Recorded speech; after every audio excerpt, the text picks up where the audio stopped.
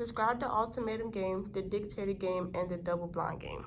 The ultimatum game is a game where one person decides how much money another person gets, but if the other person doesn't think the offer is fair, they can say no, and nobody else will get the money.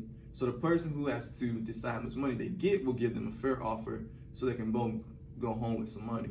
The dictator game is I decide how much money somebody gets, and that's it. There's nothing they can say about it. That's just final. And the double blind game is nobody knows what role somebody plays and how much money they are asking for. What can we learn from these games when we understand the different results each produce? What do the differences in the results seen between the dictator game and the double blind game teach us about how much we value being liked? The more power a person has and the less likely they are to face repercussions, the stingier they tend to be.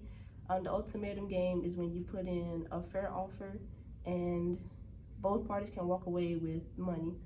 The dictator game is when you put in a legitimate offer that reflects your reputation, but at the end of the day, the dictator determines the final offer.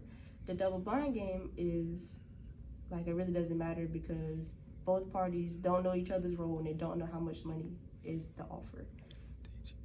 And they tend to be the stingiest. Contrast the tragic visions of humans with the utopian view.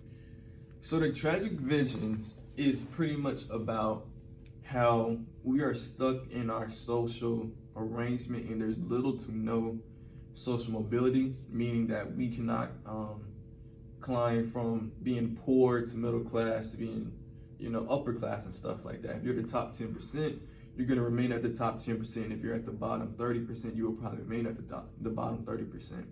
While the utopian view is more optimistic, where we're talking about bringing each other up. So the bottom class or the lower class, we're trying to uplift them to get to the middle class, and we're going to uplift that to get to the upper class, and we're just trying to better ourselves as a society.